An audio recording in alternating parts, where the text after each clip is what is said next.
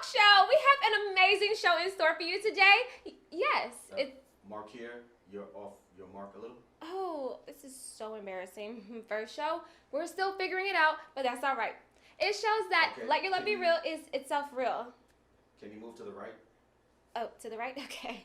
That's our camera guy, Mac. A little bit more to your right. Oh, okay. Is that. Okay. So sorry about that. Anyway, back to the show. Markia, Yes. you're still off. Sorry. It's our producer, Antoine. Okay. To the left, to the left. To the left? Okay, to the left. Just one more thing. What's that? Now kick. Now kick? Now kick. Now kick.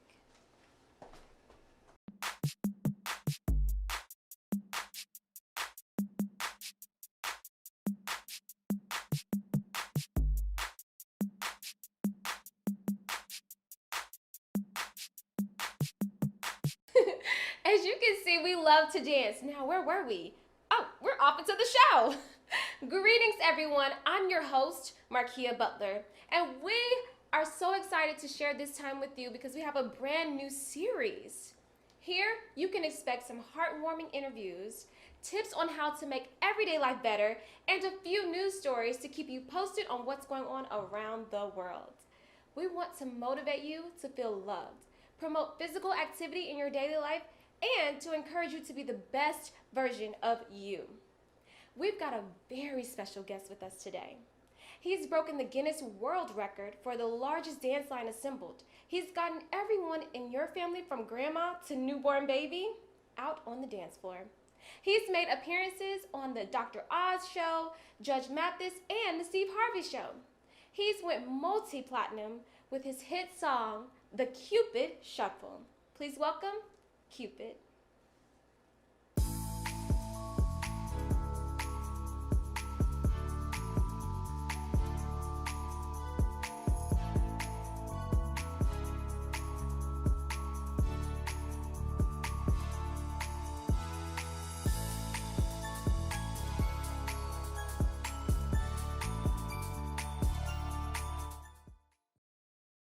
So before we get into our guest interview today, I wanted to share the heart of Let Your Love Be Real. So it stemmed from a time where I was getting off of work. It was super early in the morning, like maybe like 5 a.m., just left like a 15-hour shift. And I just sat on the train and my eyes were closed. And you know when someone comes by you, like you kind of open your eyes. And I just saw who it was who came to sit next to me. And I closed my eyes again because I'm like, so it's 5 in the morning. It's, Los Angeles. It's okay. So then I just so happened to open my eyes, and the guy had a board on his lap. And at the same time I opened my eyes, he raised the board up he was looking at it himself. And I just caught what it said. And it said, slowly giving up on life. And he put the board down. My eyes shut so closed. And I just kind of sat there and I was like, what is this moment? Like what's happening? Like, why did I see that? And just the heart of everything. Like I don't know what this person's going to do next. So I was like, I need to intervene or say something. So I found a napkin and a pen in my pocket. I didn't have any paper or anything, but I wrote a message on the napkin, balled it up, and I handed it to the guy. And I watched him. He opened it up slowly and he read it, and he just, like, the joy that was on him just consumed me. He just had this big smile, and we just looked at each other. We never said anything. It was just a smiling moment. I was like, and then I got off the train, and I was just like, what was that moment? That was wild. But what I wrote on that napkin was, never give up, King. Have a blessed day. And that's how Let Your Love Be Real came to be. It stemmed from just having that see a need, feel a need moment, just understanding that we need each other, and you never know when you're going to be utilized to make a difference in someone else's life. So thank you so much for watching Let Your Love Be Real talk show. I'm Markia Butler, and now let's get into our interview with Cupid. All right, thank you guys so much for tuning in to Let Your Love Be Real. This is Cupid on the line, y'all. Hey, Cupid. Hey, what's up? Hey, okay, so we're gonna dive right in because I see this new song floating around. Could you please tell us more about Flex? Well, during the pandemic, we had a lot of time to be super creative, and Cupid Shuffle has been like just such a big song, and it continues to be such a big song. But I noticed that there's a new generation and a new wave of kids that's looking for the next new line dance, the next new dance. And then there's this application that was created seemingly just like it's was made just for me called TikTok. And all my old dances just started popping up. So I got in the studio. I said, I'm gonna make a line dance song. I ain't gonna put no verses. I ain't gonna put no bridge. I ain't gonna do none of that fancy stuff. We're gonna tell you what to do the whole time. And it's like totally catching fire on all social media platforms. So I do want to ask, when you speak of social media, how did you adjust to TikTok? Believe it or not, TikTok has been like more of a success for the type of music I make than the record companies, because now I don't have to like go through the A&R process or the record company process of determining what they think. I just take it straight to the consumer. And it's amazing how like, years ago, making a dance song was just deemed so corny in the music business. Oh, it's just a dance song. And now we got we have the most commanding platform on earth. So now, it's funny just to watch the same people who was talking that kind of stuff, like trying to make TikTok songs now. Like they trying so hard, but that formula has been mastered, through a few of us throughout the years. And now it's like paying dividends. Like it's crazy how much it pays, crazy how much, how just amazing it is. That's so wonderful. So you have experience with being independent and on a record label. So what advice would you give artists of today, and how have those experiences helped you in your career today? Well, it's always good, like for a new artist to get a major situation. It's always good because you get to platforms that certain people can't reach. There's certain gatekeepers in the world where certain, places you kind of can't get in unless you know the who's who. But independently, even when you get a record deal, like now the playing field is so even, you still have to have an independent mindset.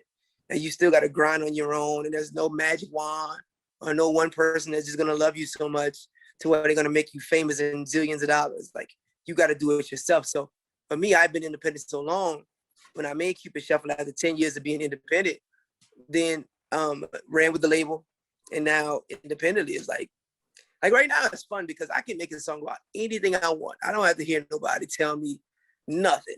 And then I can service it to the people and let them decide, because the hardest part about the labels is they just know so much in their minds, and they just kind of can stitch it, they can kind of like take away from your creativity, but they're a great machine to have. So I don't think the record companies or the music industry was ready for the internet. they stuck They now. didn't see it coming. They stuck now. So, okay, switching gears a little bit, you attended Louisiana Lafayette College for college, right? Correct. So Correct. You went there for a track scholarship. That's amazing. So I want to know, how has your athleticism helped your career? Well, I guess step one is just being fit, staying active, being able to perform. It teaches you a sense of discipline, because, when you're in athletics, you're only as good as your self-discipline, So even with music, it's times where I got to kind of, force myself to get in the studio, force myself to write and have that type of discipline. But it formed a true sense of discipline for me. And then, of course, the tenacity part, like, when I was an athlete, I didn't like to lose. I was like a huge trash talker anytime I could. So you got to take that type of confidence on stage, because, when you get on stage, especially places where like everybody don't know your music, it can be intimidating for people who never been there before. You got the first row of people looking at you like they, they got that attitude, they bougie. So you got to look at them and be able to get through that and try to get them to enjoy your performance. So, those types of things is what built who I am, because, it's not too many things I can do great in life, but performing, your people in Duval, I'm sure they told you, I don't play. I don't care who you are. If I'm on stage, I'm going to make them so tired. By the time they get to you, they're going to be ready to go. And that's how I've lived that's how that's how I've been able to stay, relevant for so long and constantly booked, is because people know when they come to see me perform, it's gonna be a party. I see that you pull people up on stage. So next time at your concert, could you just go on and, because you know I'm gonna cut up on the dance floor. Just I seen all your videos, you having everybody on stage. I never, Will it be a la the journalism convention? Yes. Okay. Well, do you want to share? We go way back. Like, do you want to share a little bit of that story? Yeah, I was out in it's New Orleans. Oh, and without San I popped up. Diego. Nope, it was San San Diego. Diego. San Diego was the first one. The one was San Diego was the first. Was the big Okay. one. And we out there. I'm just chilling, performing.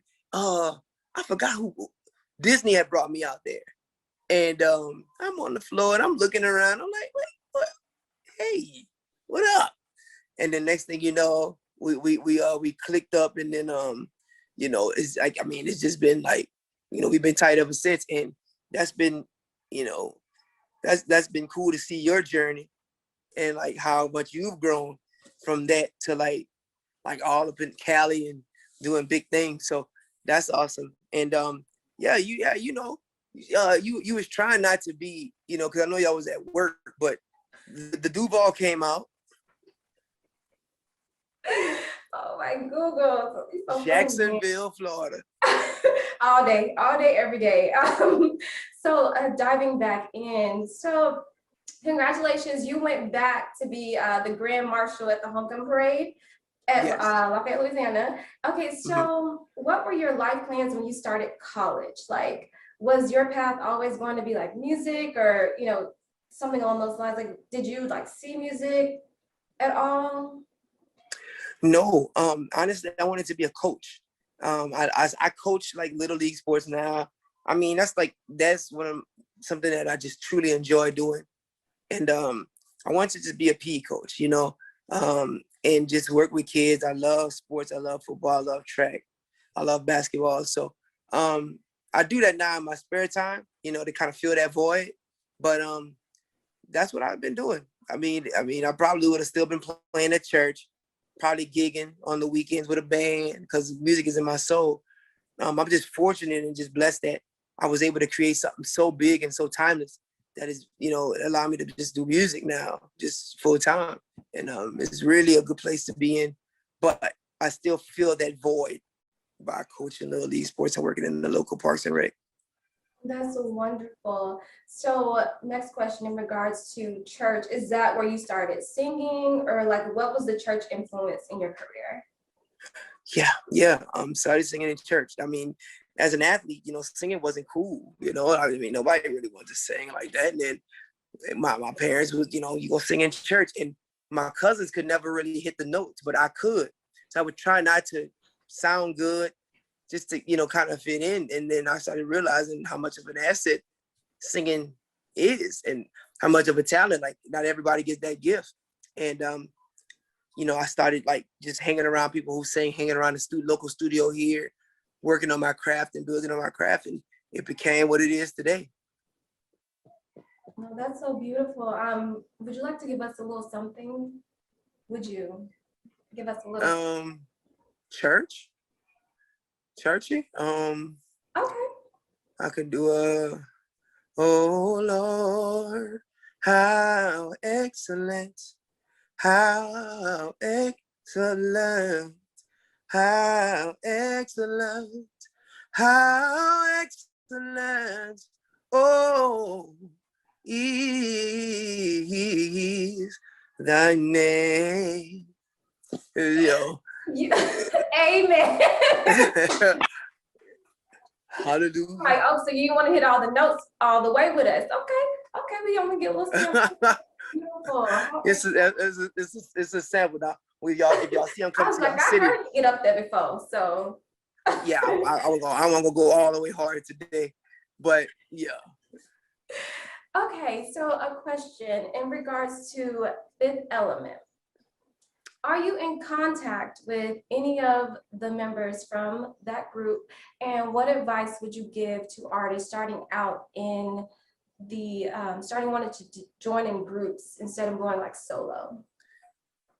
being in a group was the greatest thing ever for me, because coming out of high school, I couldn't, I mean, I could sing, but I really couldn't sing. Like, and I was kind of decent, but the guys in my group sang. So being surrounded by them every day, I was picking up on different skills and crafts and stuff like that to just get better. We are still in contact, man. That's my guys. We actually all had a little text group the other day, and one of my group members, I had a concert in North Louisiana. He lives there, so I invited them down and I pulled him on the stage and let him do something and sing. So, they've been a blessing, because they really truly got me where I wanted to be vocally, because it's just something about, like, them boys, they could sing. That's all. I was like the third best singer in the group. I was the dude who would hit the high notes all the time. So the other dude was the lead singer. So yeah, they taught me a lot, and I'm very grateful that I started off my musical journey with them. That's so beautiful. So you mentioned Lafayette and this journey. So how have you, or what have you done as far as like your community? How involved are you in your community? Oh, very. I mean, I'm to the point where I really don't broadcast a lot of the stuff that I do. I probably visit, but like before the pandemic, I visited at least 100 schools a year. I mean, people call mentorship programs, and just so much. And of course, coming from Lafayette, Louisiana, there's me, there's Daniel Cormier, the MMA fighter. We graduated together. We graduated the same year out of high school. Dustin Poitier, another USC fighter. So I went to school, they fight a lot, but we don't our city's not big, and you don't have a lot of people that just get to that higher level like that. My friend Denise Boutte, she's a big actress. You may know her from Meet the Browns and Why Did I Get Married? She lived down the street from my grandma's house. So there's a few of us, but we try to stay grounded and stay here to give people hope that they can get out of this city, because and be a role model, that you can be anything you want to be, coming from a little small town like Lafayette, Louisiana. That's so beautiful, especially to stay connected with those from home. So I want to ask, how has COVID-19 affected you as an artist, and maybe even your other artist friends? Well, COVID-19 was bad. It's bad, flat out. I mean, because we were the only occupation that was deemed wrong, and concerts were just so bad, so it was painful. I mean, really and truly, a lot of my musician friends had, mental issues, anxiety. It was rough, because, whenever anything in the world happens, the first thing they do is call for entertainment. We're going to raise money through concerts and this, that, and the third. And we were just shut off. So, but it was a recharging moment for a lot of us to be able to get back to kind of get into some normalcy, because, you go on so much, you really don't realize how much time that you're wasting in not, focusing on, like, on your people. So it was a good recalibration, but it was very difficult, because a lot of it I just couldn't understand. Like, I know it was on the, a lot of people didn't really understand what's going on, but for me, I just couldn't understand some of the logic. Like, as things started happening, I would coach a basketball game and they'll have 200 people, but if I tried to do a concert, they would say no, and I'd be confused. Like, so it was just so much inconsistency of information. That part. And then just hear no, to where it got to the point where, like, I started getting real envious of people that was going back to work. Like, I was like, like, this ain't right, but things are getting back, and I'm excited about it. But I pray to God that whatever they did to drop the ball on COVID, they don't do again, because I can't do too many of these. That's crazy. Oh, so I do want to ask, what did you learn about yourself during this time? I mean, I learned a couple of things. I mean, I realized how impatient I am. I realized how goal-oriented I am, and how my drive can be it can be like looked at as like not a good thing, because when I go after something, I'm just, my tenacity, I just don't, I don't see, you can't tell me I can't. But with that comes, it consumes a lot of time, a lot of energy, and it's tunnel vision. I don't see the stuff that's going on around me. So it kind of made me realize that I need to look at everything instead of just looking at tunnel vision, especially when you're trying to reach your goal in a career. You know, you sometimes you get to the goal, and when you get there, you look around and nobody's there because you didn't really like check on them while you was on your way there, you know? So that's what I learned about that, is that like time and life goes on. You got to maximize all the time you have with things that actually matter, you know? Look, that is so beautiful, and that's so important to remind those that are watching that you spend time with those that really, really matter. So let's talk about Cupid Shuffle. Cupid Shuffle has seen new life lately, both through a re-imaging on TikTok, but also as a thing that has connected people at Black Lives Matter events. And during 2020, like so many of us, you were impacted by the life and death of George Floyd and were moved to record What's Wrong USA. How have those events affected you as an artist and as a Black man? I mean, you know, I call it the United Song of America, because the Cupid Shuffle is a song that'll come on and people will forget what's going on. I was pleased to see that it was used in times of conflict where stuff was about to really escalate to a high level, that it brought the situation down. But at the end of the day, you know, that don't bring Mr. Floyd. I actually had a chance to talk to Mr. Floyd, some of his family members. I also knew Alton Sterling, you know, and you know, it has to get fixed. You know, I love that my music is a sign of peace and togetherness. But, you know, we can't just have that for like 3 minutes and 33 seconds of the song. You know, after they finish dancing, stuff got to get done. So, you know, I do support, you know, the pushback toward these types of things when stuff isn't handled accordingly, because it has to happen. Like, I mean, we in 2021 and we still discussing equal rights. It's like crazy, you know? So I love that my music is a spearhead for peace. And I just hope that somewhere down the line, people kind of get it together and start figuring this thing out. That was so beautiful. Thank you. And yes, your music brings so much peace, so much love, so much joy. So I do have one final question for you. You've traveled the world, the absolute world. What was one of the most impactful events you've been to? Well, when I went to the Middle East, I performed in Bahrain, and I was nervous. It was around the time when the whole ISIS thing was going on, and we were given some insight about the real reality of that. And then we were able to see people who don't even speak English at all, to the right, to the right, to the left, to the left. And not just that, love slide. I'm like, wait a minute, do the love slide. Like, what? Are you serious? So, you know, music is a universal language. And to just be able to travel to the Middle East, Germany, you know, Japan, and have people just respond to the songs and just, you know the dances before I even get there. That's what you want. You know, you just want your music to be impactful. Like, some people do it for the hits, they do it for the gold and the chains and the platinum. But for me, it's just like to watch like a mom, dad, and their daughter dance together. Like, for me, that's what it's about. So, you know, when you start to see that in other countries, that's when you really start to tell yourself, like, if it's anybody at your hometown or anybody in your area that's talking bad about you, that is completely obsolete. When you got people all over the country that don't, love you. And that's the biggest thing for me, is just watching. When I did the Middle East, it was amazing. I mean, because you're around people with real life Jaguars in their cars, Lamborghinis that they just running around like dune buggies. I'm like, y'all got money for real. Like, they not, for them to fly me down and take care of, and have us do these big concerts out there, it just lets you know that you're doing the right thing. Yeah. Oh, and we love you here at Let Your Love Be Real Talk Show as well. Thank you so much for this beautiful interview, Cupid.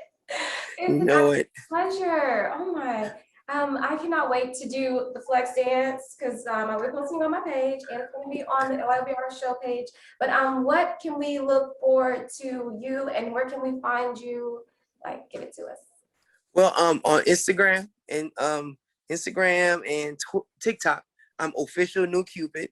And on Twitter, I'm New Cupid. And yeah, like anybody who's watching the show, please go on my page, learn how to do flex, and send me the video. I will repost it. I appreciate the love, and I'm just hoping that, you know, flex can just get up there like Cupid Shuffle. Well, I can't wait to join the stage with you, but thank you so much. And we will talk It's all to good. you soon. Make sure you guys follow New Cupid, follow Cupid, Twitter, social medias, Instagram, everything. You are everything. So thank you so much for your love and letting your love be real. We'll talk to you. Thank you, my friend. Thank you as always. How many of you all knew all that about Cupid? Now is the time for a new segment we're bringing to the talk show world called Dance, Love, Fit. If you're not already in something comfy, you might want to do that now. Make sure you tag us on social media of yourself doing the full dance. Also, yay! Okay, so if you have not seen the first and the second section, go back and watch, because section 3 is it. We're going to be ready for the 4th show. Let's go.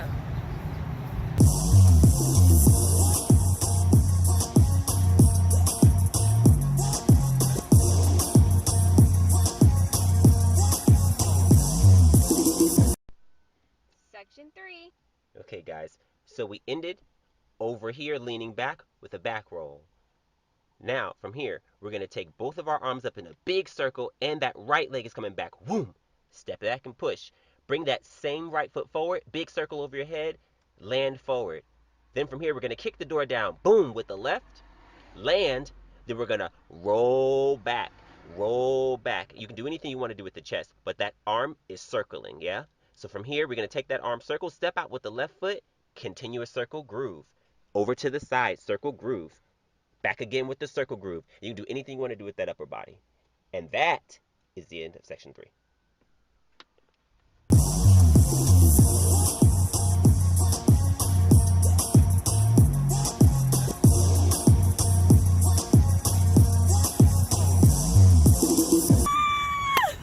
We did it! We completed all 3 sections. Make sure you come back for the 4th episode so you can see the final dance. I'm Markia Butler. I'm Tay Ryan. And this is Dance, Love, Fit at Love Your Love Be Real Talk Show. I hope you enjoyed this experience as much as I have. It was truly a pleasure to have you here. I'd like to thank our guest Cupid, our choreographer Tay Ryan, and DJ Angelo for allowing us to pay homage to DMX with his Rough Rider Anthem remix. Be sure to wear your comfy outfit when joining us again next week for Dance, Love, Fit. Until then, follow us on social media. I'm Markia Butler. Remember, love is the breath you breathe. So, let your love be real.